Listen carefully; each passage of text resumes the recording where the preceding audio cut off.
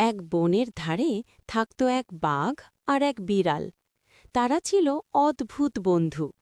শীত আসতেই দুজনেরই খুব ঠান্ডা লাগতে শুরু করল।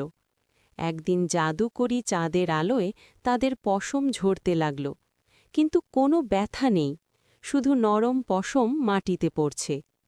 বিড়াল বলল, তোমার পশম তো খুব মোটা বাঘ ভাই, এটা দিয়ে যদি আমার জন্য একটা জ্যাকেট বানানো যায়।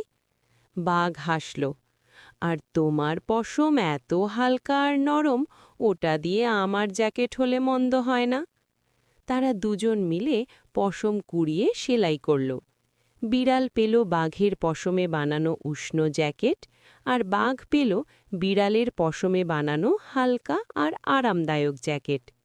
জ্যাকেট পরে তারা বুঝল, শুধু পশম নয়, বন্ধুত্ব আর সহযোগিতাই আসল উষ্ণতা।